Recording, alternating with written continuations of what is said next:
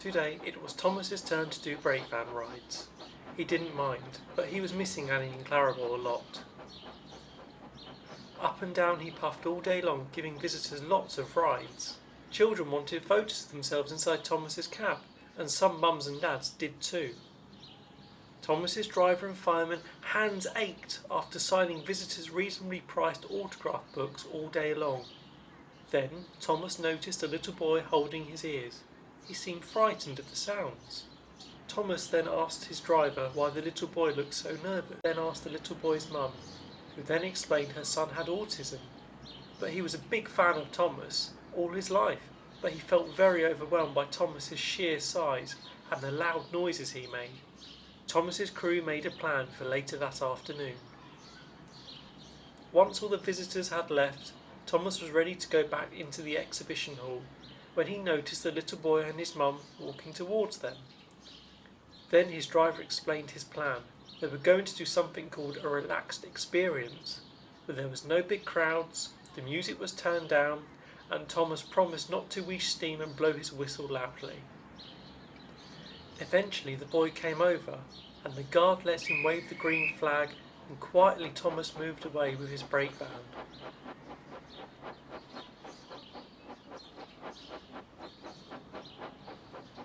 Once they returned to the station, the driver invited the boy and his mum onto the footplate, and even let the little boy blow Thomas's whistle so he wouldn't be afraid of the sound as he knew where it was coming from. The little boy and his mum thanked the driver, fireman and guard and Thomas, and got them to sign copies of his favourite railway series book.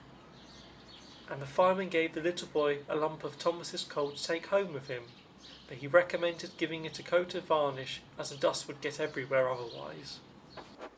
That evening, Thomas backed into the exhibition hall with a great big smile on his face. The other engines asked why, and Thomas explained to them about the little boy and his mum.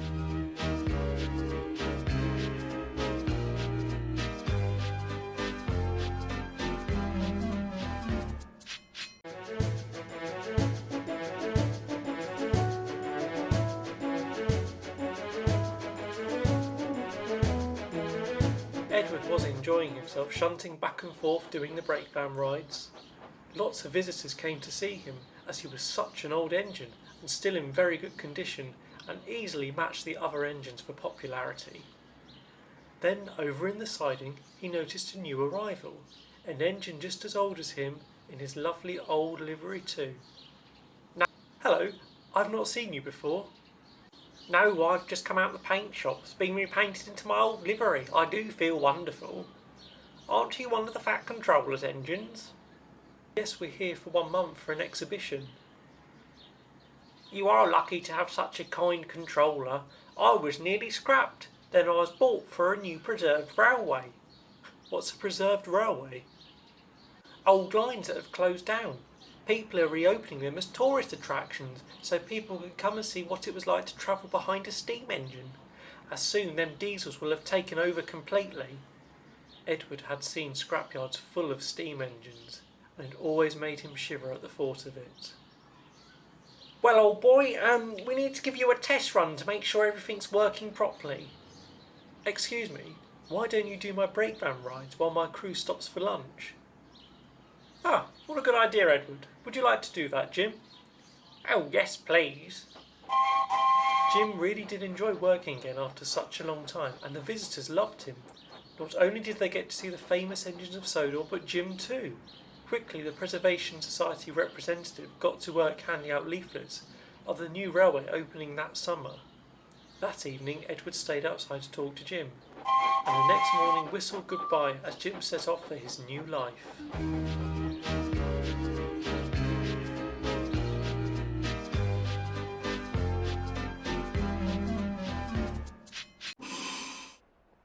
Henry was feeling rotten. He felt like his pipes were clogged up with ash and they just didn't feel good. He grumbled that he'd been given normal coal and not Welsh steam coal. Henry was very particular when it came to his coal, even though he didn't need his so-called special coal anymore because he'd been in a nasty accident, which had resulted in Henry being completely rebuilt. So now he could run on the same coal as all the other engines. but he kept playing up and saying it didn't suit him. He cost more to run than any other of the Fat Controller's engines. He refused to move until his special coal was delivered, and made such a fuss that a large crowd grew around him. So his driver and fireman made a plan. A few trucks of coal arrived for the engines to do their breakdown rides. So one night when the train arrived, Henry's driver and fireman got to work. They laid one layer of Welsh steam coal on top of a truck of normal coal and painted the truck bright red. The driver had a mate who was a London bus driver, so he got the paint cheap. The next day, due to a change in the roster, Toby was to do the breakdown ride and use the coal from the red truck. Toby's crew didn't know what Henry's driver and fireman had done the night before. He felt wonderful. The Welsh steam coal did him the world of good. Gone were his aching axles, and in its place a boiler so hot he needed plenty to drink. When Henry found out Toby had used his coal the next day, he created such a fuss that he really did injure himself. Problems today. I'm going to have to use duck to cover you, but you're not going back into the exhibition hall. Suddenly Henry was worried. It could rain, and he remembered the last time he made a fuss about that and what the Fat Controller had done to punish him. And the Fat Director told Henry, "We shall leave you there for always and always and always." They cut a new tunnel through the hill, they took up the old rails, and they built a big brick wall in front of Henry. Now Henry can't get out, and he watches the trains rushing through the new tunnel.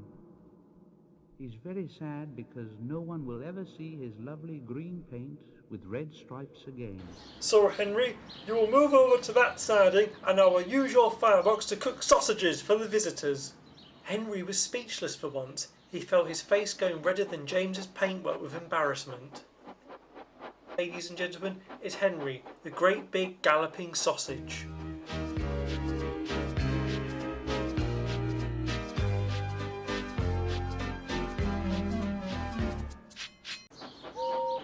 Today it was Gordon's turn to do brake van rides. Though being Gordon, he was really not keen on being seen pulling a dirty brake van, as he called it. He felt it didn't do his reputation any good as an express engine. Gordon arrived at the station where a group of visitors had gathered. A young girl commented to her granddad that he had told her he used to drive Flying Scotsman. Gordon shunted back in surprise as he thought one of his very famous brothers had seen him. "Steady, old boy." Gordon's driver and fireman let the little girl and her granddad in Gordon's cab. His driver and the granddad got into a long-winded and highly technical conversation on cylinder oils. And then Gordon started to doze off. When suddenly he started to move. Not at a nice control speed, but very fast. In fact, faster and faster. Gordon then noticed his driver and fireman on the platform. The granddad was at Gordon's controls. Then they stopped and the points changed and Gordon shot forward, through the gate and onto the main line. He sped along gathering speed. He tried to count telegraph poles, but they became a blur because he was going faster and faster. Then he overtook an HST, doing 125 miles per hour. That was odd for Gordon. HSTs haven't been invented yet. Then shock horror, as up in front a big clear sign read, "Stop, or you'll have a very big crash." The grandad opened Gordon's regulator wide and he sped forwards towards a pair of buffers. He shut his eyes as the buffers approached. Then he felt his buffers hit the buffers. "Wake up, Gordon, wake up!" Gordon was stunned. As he looked around, he was still at the station with everybody looking at him. Then Gordon realised he must have fallen asleep while his driver was talking to the grandad in his cab. He felt most embarrassed.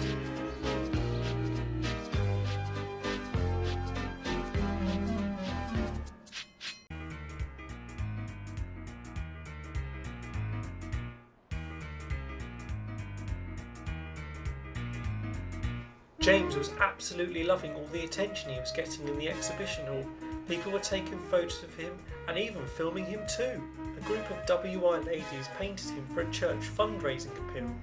Everybody loved James the Red Engine. His paint shone so brightly some visitors had to sit down at the sight of the most splendid engine of all.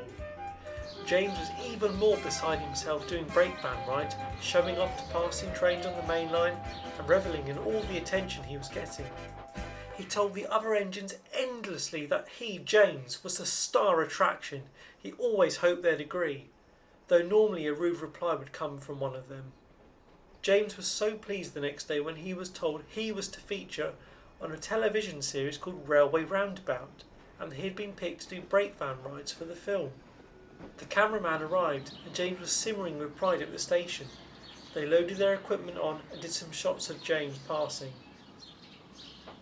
Then they did some run-past shots of James. James asked them to do them from different angles to get his best sides and reflections from his paintwork. Then it happened. Steam poured out of somewhere and he couldn't move forwards or backwards. He tried but nothing. The camera kept rolling. Unfortunately, the other engines weren't in steam, so a diesel engine was sent to push James back into the exhibition hall. The diesel arrived and rescued the stranded James and his brake van. After shunting the brake van away, the diesel collected James and shunted him back into the exhibition hall. All this was filmed and later broadcast on television. And here we see the failed North Western Railway No. 5 being rescued by the very latest in British Railway diesel locomotives. The next day visitors didn't come to see James the splendid red engine, but they all came to see James the failed red engine, and years later the film would haunt James as it became available on video, DVD and all good streaming services.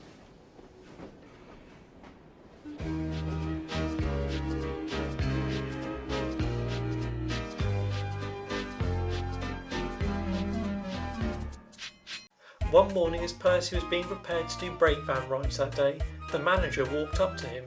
"Percy, I have a special job for you today. I need you to shunt coaches and steam heat the carriages at the big station because their steam heat boiler has broken."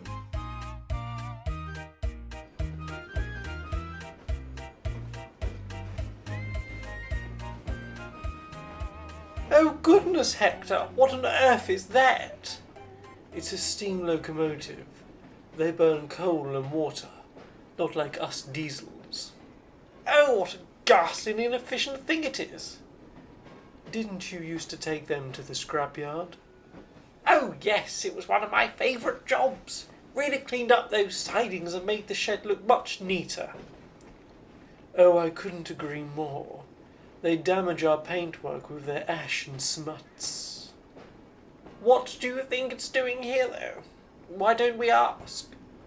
"Oh, it's beneath an express engine like myself to do such a thing."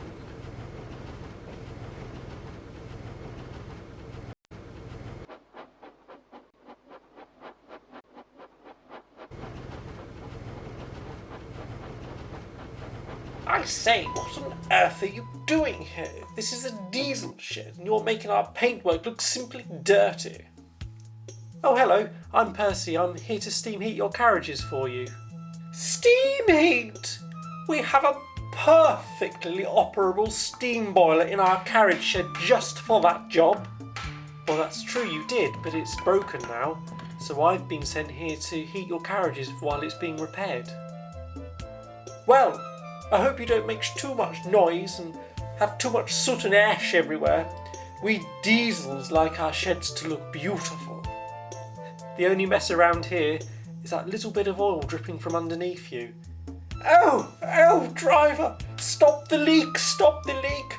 Oh, it shall spoil my image. Oh, driver, do something." "Oh, for goodness sake, will you put a sock in it? I'd rather have a nice steam locomotive any day than you diesels. All you do is whine, whine, whine." Percy was shunting coaching stock into the platform for the mainline engines. He didn't mind. He enjoyed working hard and being useful, though he thought the diesels could learn a lesson or three, as they were sometimes very lazy, and then one day it happened. "Where is the diesel for this train?" "Oh, it's been a right day. The silly diesel's come out of the sheds, derailed itself right across the points. No other engines can get out. Though there is that small steam engine in the carriage sheds." "That seems like a sensible idea. I'll phone the yard manager." Percy puffed off to the station, passing the diesel sheds on his way. "Oh, you there," called Hector. "Do be a darling and get me the breakdown train. I seem to have had a slight problem."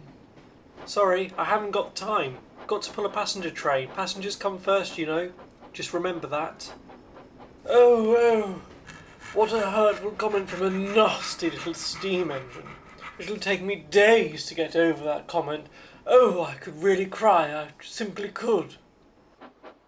Percy arrived at the station, and the passengers cheered. The guard then blew his whistle, and slowly but surely, slipping at first, he got underway, passing the diesel shed en route.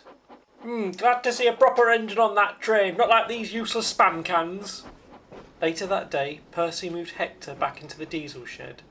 Oh, I shall have to be washed. I have so much soot on me. You, snapped the yard manager, will learn how to be a proper engine, and an engine that concentrates on its work rather than its appearance. You work hard and you'll be cleaned. But until you do, you will not be cleaned any more. Oh, but I shall look so unsightly. If only I still had my useful steam engines, they'd get the job of 10 diesels done in an hour. The diesels were silent after that, and the yard manager turned to Percy. Would you like to work the passenger train for the next week? I've cleared it with the fat controller, now that the steam heat boiler has been fixed. Oh, yes, please, said Percy. Oh, excellent. The passengers will be pleased. They will actually get to their destinations on time for once. The diesels looked away, ashamed at their laziness. I promise to work hard from now on.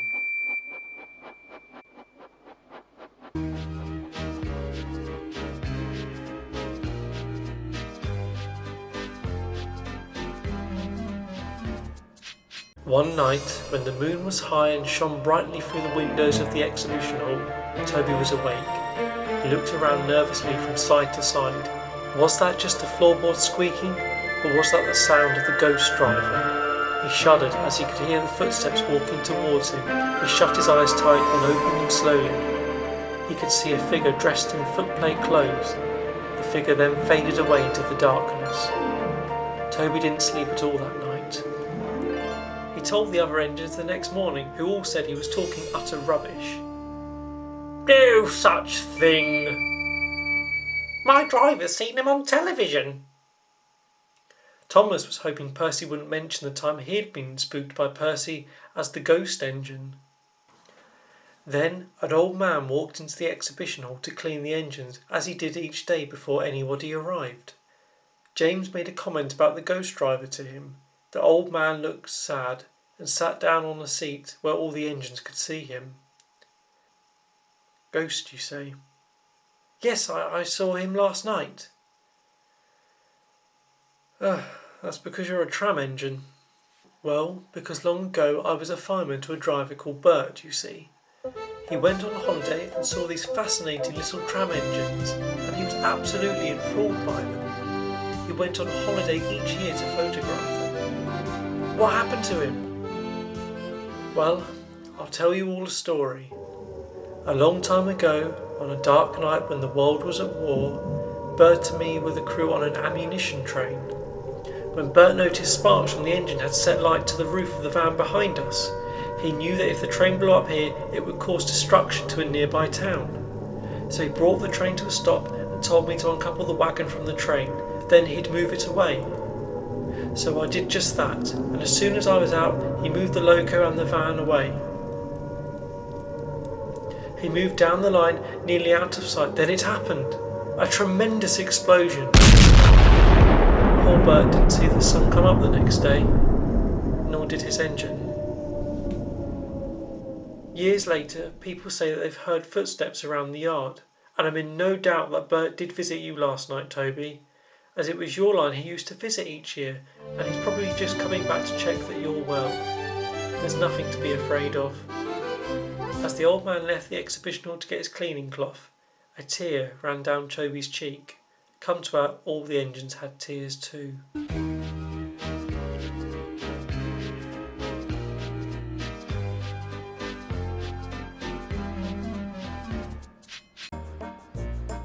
Duck was very proud of being Great Western. In fact, he talked endlessly about it all day. Some days a large crowd would gather around him while he was explaining the complexities of empty coaching stock shunting. In fact, one man spoke to him all day about it and filled in his notebook as he was planning an ultra-realistic model railway which would run to real time. The other engines and crews grew a little weary of hearing about his great western ways, so they were rather glad when it was Duck's turn to do brake van rides. Peace at last, thought the other engines. Then Percy started talking about the mail train. Meanwhile, Duck went back and forth on the demonstration line, then noticed some coaches in a siding which could do with being properly arranged. So he convinced his driver this would interest the visitors to see some shunting demonstrations. Though unknown to Duck, the vacuum cylinders had been disconnected on one of the coaches, and its buckeye coupling was severely damaged. Duck enjoyed a good shunt with coaches. The visitors were taking lots of photos and looked on in amazement at Duck, his smooth stopping capabilities and his well-timed buffering up to the coaches. Then it happened. He buffered up to the old coach and it moved slowly at first, then gathered speed towards the buffer stops. Even worse was beyond the buffer stops, was Sir Topham Hatt's refreshment room selling wonderfully moist and fluffy cakes. Luckily the man serving the cakes, who coincidentally used to run a barber's shop before Duck smashed through the wall, could see what was about to happen. Skillfully he placed the cakes on a trolley and pushed them out the door, and it stopped without damaging a single crumb. Unfortunately the refreshment rooms was completely demolished by the coach. Luckily no one was hurt, well, apart from Duck's pride, that is.